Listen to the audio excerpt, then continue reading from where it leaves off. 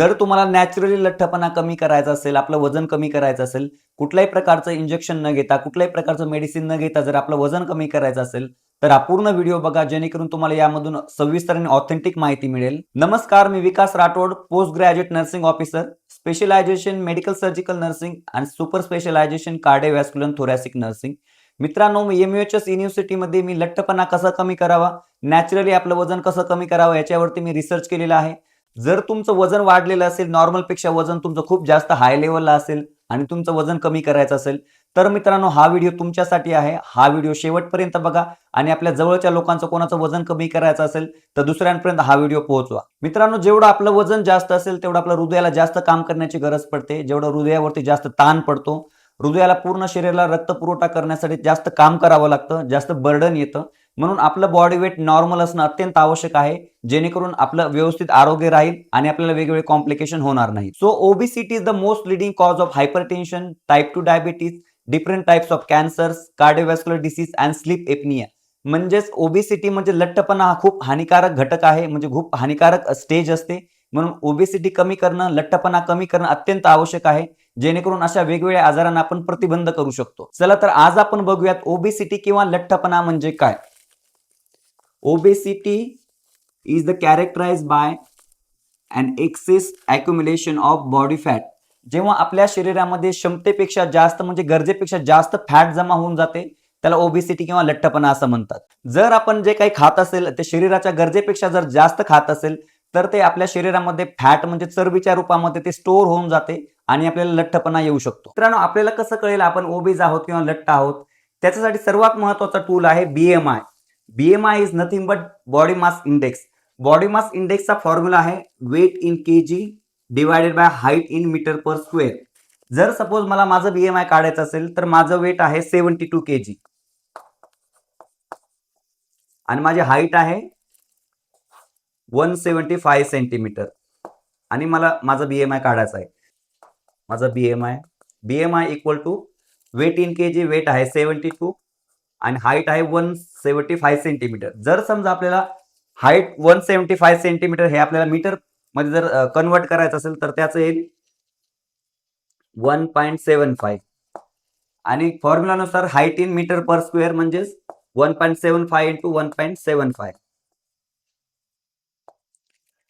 So 72 divided by 1.75 into 1.75 याचं उत्तर येईल 3.0625 आणि 72 डिवायडेड बाय 3.0625 याचा आन्सर येईल बीएमआय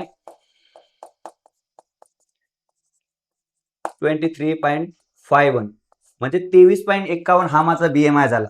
ह्या फॉर्म्युलानुसार तुम्ही तुमचा बीएमआय काढू शकता आणि तुम्ही कुठल्या कॅटेगरीमध्ये आहात त्याच्यावरून तुमच्या लक्षात येईल आपण ओबेज आहोत किंवा आपण ओव्हरवेट आहोत किंवा अंडरवेट आहोत हे तुमच्या लक्षात येईल. मित्रांनो, आताच आपण बघितलेलं आहे बीएमआय कसा काढायचा आणि बीएमआय काढून आपल्याला लक्षात येईल आपण कुठल्या कॅटेगरीमध्ये आहोत, कुठल्या ओबेसिटीच्या कॅटेगरीमध्ये येतो, आपल्याला लठ्ठपणा आहे का किंवा अंडरवेट आहे किंवा ओव्हरवेट आहे हे आपल्या लक्षात येईल. म्हणून वारंवार फ्रिक्वेंटली आपलं बीएमआय मोजणं अत्यंत आवश्यक आहे, जेणेकरून आपल्याला लठ्ठपणाच्या कॅटेगरी समजतील आणि त्याच्यानुसार आपण लाईफस्टाईल मॉडिफिकेशन करून आपलं वेट आपण कमी करू शकतो. चला आता आपण पाहूयात ओबेसिटीचे काय काय क्लासिफिकेशन आहेत.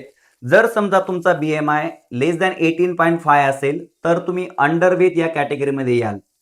म्हणून आपलं नॉर्मल बीएमआय असणं अत्यंत आवश्यक आहे. नॉर्मल बीएमआय आहे 18.5 ते 24.9. मित्रांनो, 18.5 ते 24.9 एवढं आपलं नॉर्मल बीएमआय मेंटेन करणं अत्यंत आवश्यक आहे. जर आपलं बीएमआय त्याच्यापेक्षा जास्त असेल तरी कॉम्प्लिकेशन आहे आणि कमी असेल तरी कॉम्प्लिकेशन आहे.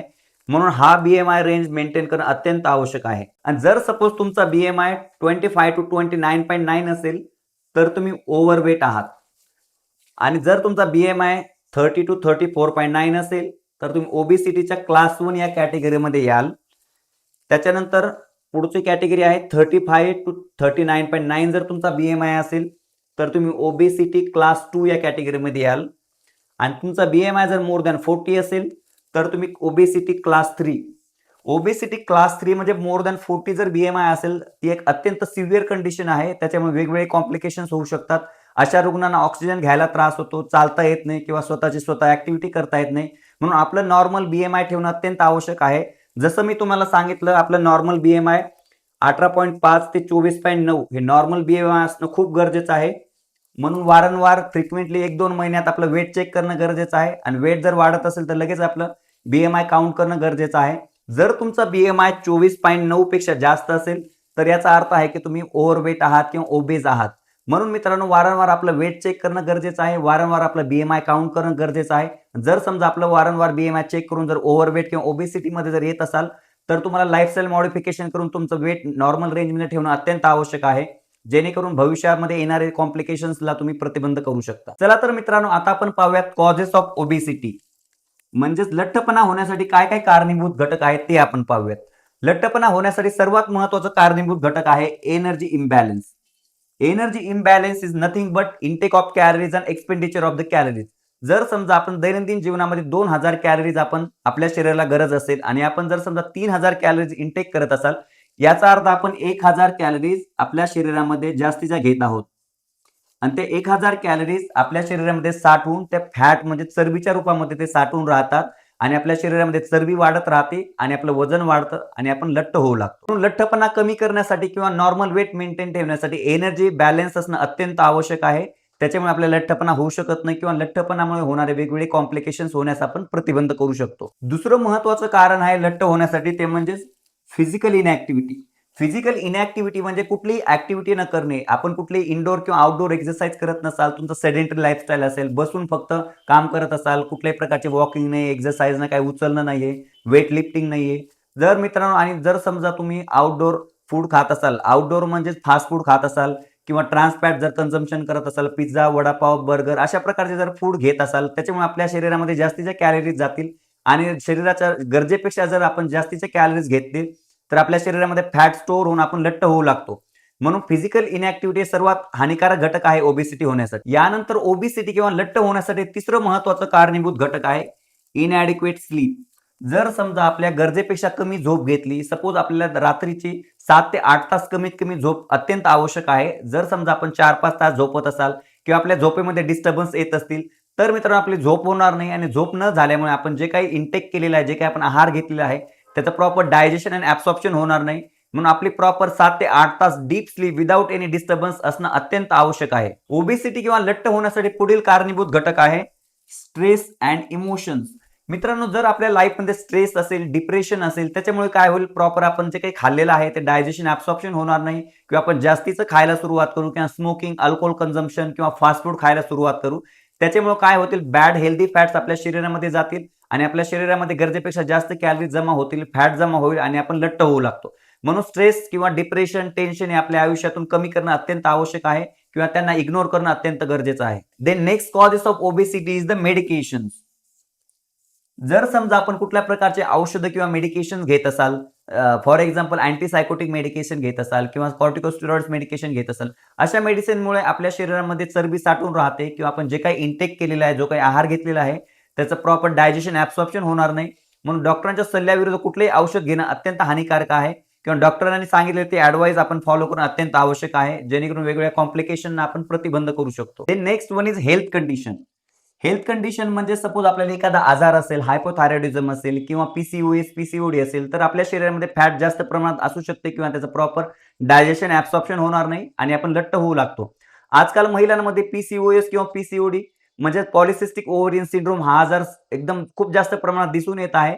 म्हणून या आजाराची प्रॉपर ट्रीटमेंट घेणं अत्यंत आवश्यक आहे. प्रॉपर आहार घेणं, फिजिकल ऍक्टिव्हिटी करणं, स्ट्रेस न घेणं, ह्या गोष्टी जर आपण फॉलो केल्या तर लठ्ठपणाला आपण प्रतिबंध करू शकतो. जेनेटिक्स. जेनेटिक्स म्हणजे अनुवंशिकता. आपल्या घरामध्ये जर कोणाला लठ्ठपणा असेल, ओबेसिटी असेल, तर पुढच्या जनरेशनमध्ये ओबेसिटी, लठ्ठपणा होण्याचे जास्त चान्सेस असतात. म्हणून त्या लोकांनी व्यवस्थित काळजी घेणं गरजेचं आहे. फिजिकल ऍक्टिव्हिटी, प्रॉपर आहार घेणं, झोप घेणं आणि स्ट्रेस मॅनेजमेंट अशा गोष्टी जर फॉलो केल्या तर आपण ओबेसिटीला प्रतिबंध करू शकतो किंवा ओबेसिटी झाल्यावर त्याच्या कॉम्प्लिकेशनला आपण कंट्रोल करू शकतो. नेक्स्ट पॉझिटिव्ह फॅक्टर आहे एन्व्हायरमेंट. एन्व्हायरमेंट हे अतिशय महत्वाचं घटक आहे ओबेसिटी होण्यासाठी. म्हणजे आपण कुठल्या एन्व्हायरमेंटमध्ये राहतो, आपण कुठल्या प्रकारचं पाणी पितो, कशा प्रकारचा आहार घेतो, ट्रान्सफॅट घेतो का, म्हणजे outdoor food, pizza, vada pav, burger हे आपण कंझ्युम करतो का किंवा ट्रान्सफॅट घेतो का, अशा सर्व गोष्टी महत्वाच्या असतात. जर समजा ह्या सर्व गोष्टी आपण कन्झम्पशन करत असाल तर आपल्या शरीरामध्ये जास्तीच्या कॅलरी जातील, बॅड फॅट्स आपण कंझ्युम करू आणि आपल्या शरीरामध्ये लठ्ठपणा होऊ शकतो. म्हणून ह्या सर्व गोष्टी टाळणं अत्यंत आवश्यक आहे, जेणेकरून आपण लठ्ठपणाला प्रतिबंध करू आणि लठ्ठपणामुळे होणारे कॉम्प्लिकेशन्सला प्रतिबंध करता येईल. आता आपण पाहूयात नॅचरली लठ्ठपणा किंवा ओबेसिटी कसा कमी करू शकतो किंवा कोणाला जर ओबेसिटी असेल तर त्याचं कसं आपण कंट्रोल करू शकतो, कसं मॅनेज करू शकतो. जर ओबेसिटी आपल्याला प्रिव्हेन्शन करायचं असेल किंवा मॅनेज करायचं असेल तर त्याच्यासाठी सर्वात महत्त्वाचा टूल आहे लाईफस्टाईल मॉडिफिकेशन. लाईफस्टाईल मॉडिफिकेशन करणं अत्यंत आवश्यक आहे.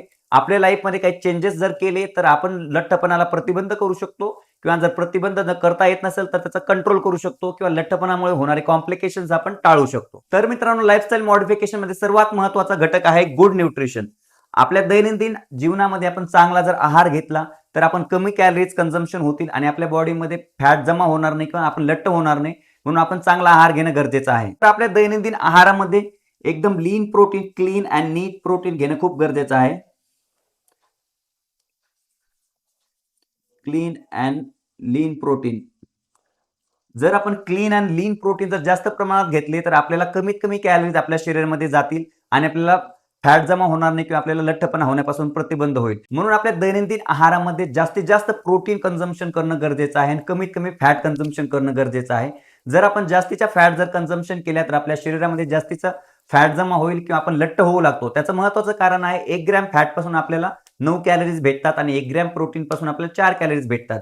आणि जर सपोज आपण 1 ग्रॅम कार्बोहायड्रेट्स घेतले तर आपल्याला 4 कॅलरीज भेटतात.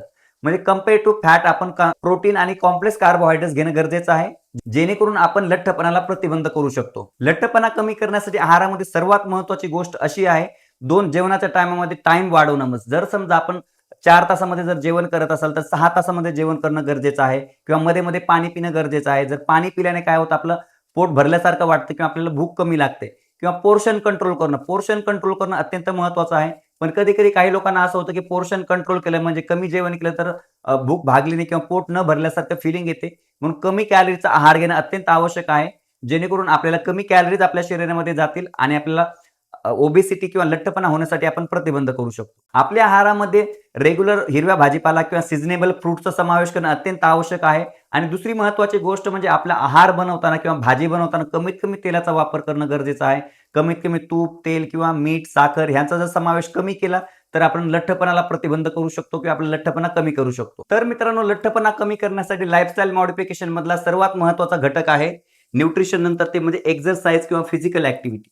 एक्सरसाइज किंवा फिजिकल ऍक्टिव्हिटी केल्यामुळे आपल्या शरीरामध्ये साठलेल्या कॅलरीज आपण बर्न करू शकतो किंवा आपण कॅलरीज बॅलन्स करण्याला आपल्याला मदत होते. म्हणून आपण इनडोर किंवा आउटडोर एक्सरसाइज करणं गरजेचं आहे. इनडोर आपण योगा, झुंबा, डान्स अशा गोष्टी करू शकतो आणि आपल्या शरीरातील कॅलरीज बर्न करू शकतो किंवा कॅलरीज आपण बॅलन्स करू शकतो. जर आपण आउटडोर जाऊन एक्सरसाइज करू शकत असाल, स्विमिंग करू शकत असाल, सायकलिंग, वॉकिंग करू शकत असाल, जिम जॉईन करून एक्सरसाइज करू शकत असाल, तर मित्रांनो तुम्ही प्रॉपर तुमचं लठ्ठपणा कमी करू शकता किंवा लठ्ठपणाला प्रतिबंध करू शकता. म्हणून तुमच्या कॅलरीज बॅलन्स करण्यासाठी ह्या गोष्टी फॉलो करणं अत्यंत आवश्यक आहे. म्हणून रेग्युलर फिजिकल ऍक्टिव्हिटी करणं अत्यंत आवश्यक आहे. लठ्ठपणा कमी करण्यासाठी पुढील महत्त्वाचं घटक आहे avoid smoking and drinking of alcohol. जर तुम्ही सिगारेट स्मोकिंग करत असाल किंवा जर दारू पित असाल, अल्कोहोल कन्झम्पशन करत असाल तर लगेचच बंद करणं गरजेचं आहे. त्याच्यामुळे आपल्याला लठ्ठपणा आणि लठ्ठपणामुळे वेगवेगळे कॉम्प्लिकेशन होण्याचा धोका असतो. लठ्ठपणा कमी करण्यासाठी पुढील महत्त्वाचा घटक आहे ॲडिक्वेट स्लीप अँड रेस्ट. मित्रांनो, आपल्याला रात्रीची 7 ते 8 तास डीप स्लीप अत्यंत आवश्यक आहे, जेणेकरून आपण जे काही दिवसभरामध्ये खाल्लेलं आहे त्याचं प्रॉपर डायजेशन, ॲब्सॉर्प्शन होईल आणि आपल्याला डीप स्लीपमुळे आपण लठ्ठपणा कमी करू. म्हणून रात्रीची 7 ते 8 तास डीप स्लीप घेणं अत्यंत आवश्यक आहे. Then stress management. Stress management हे सर्वात महत्त्वाचा घटक आहे. जर आपल्याला लठ्ठपणा कमी करायचा असेल किंवा लठ्ठपणाला टाळायचं असेल तर स्ट्रेस मॅनेज करणं अत्यंत आवश्यक आहे. मित्रांनो, आपल्या आयुष्यामध्ये आजकाल डिजिटल लाईफमध्ये धकाधकीच्या जीवनामध्ये सर्वांना स्ट्रेस किंवा टेन्शन असतं. म्हणून स्ट्रेसला प्रॉपर मॅनेज करणं किंवा अवॉइड करणं गरजेचं आहे, जेणेकरून आपण लठ्ठपणाला टाळू शकतो किंवा लठ्ठपणामुळे होणारे वेगवेगळे कॉम्प्लिकेशन्स टाळू शकतो. तर मित्रांनो, तुम्हाला लठ्ठपणा प्रतिबंध करायचा असेल किंवा लठ्ठपणाला आपण कंट्रोल करायचं असेल तर लाईफस्टाईल मॉडिफिकेशन मधले सर्व घटक जर प्रॉपर तुम्ही फॉलो केले तर तुमचा लठ्ठपणा कमी होऊ शकतो किंवा तुम्हाला लठ्ठपणापासून प्रतिबंध करू शकता. तर मित्रांनो, आज आपण या व्हिडिओमध्ये ओबेसिटी किंवा लठ्ठपणा म्हणजे काय, ओबेसिटीची डेफिनिशन आणि बीएमआय कसा काढायचा, बीएमआयच्या कॅटेगरी, ओबेसिटीची कॅटेगरी बघितलेली आहेत आणि ओबेसिटी किंवा लठ्ठपणा होण्यासाठी काय काय कारणीभूत घटक आहेत आणि ते कारणीभूत घटक आपण कसे कमी करू शकतो किंवा लठ्ठपणा आपण कसा कमी करू शकतो किंवा ज्यांना लठ्ठपणा झालेला आहे त्याचा प्रतिबंध कसा करू शकतो किंवा मॅनेज कसं करू शकतो, अशी महत्त्वाची माहिती बघितलेली आहे. तर हा पूर्ण व्हिडिओ बघितल्यानंतर आपण दुसऱ्यांना हा व्हिडिओ शेअर करा, जेणेकरून लठ्ठपणा कमी करण्यासाठी अत्यंत महत्त्वाची गोष्ट त्यांच्यापर्यंत पोहोचेल आणि ओबेसिटीमुळे होणारे कॉम्प्लिकेशन टाळले जातील. तर अशाच वेगवेगळ्या आजारांबद्दल, आहाराबद्दल आणि आरोग्याच्या गोष्टी जाणून घेण्यासाठी आमच्या घेऊनच भरारी या मराठमोळा यूट्यूब चॅनलला लाईक शेअर आणि सबस्क्राईब करा आणि जास्तीत जास्त लोकांपर्यंत हा व्हिडिओ शेअर करा.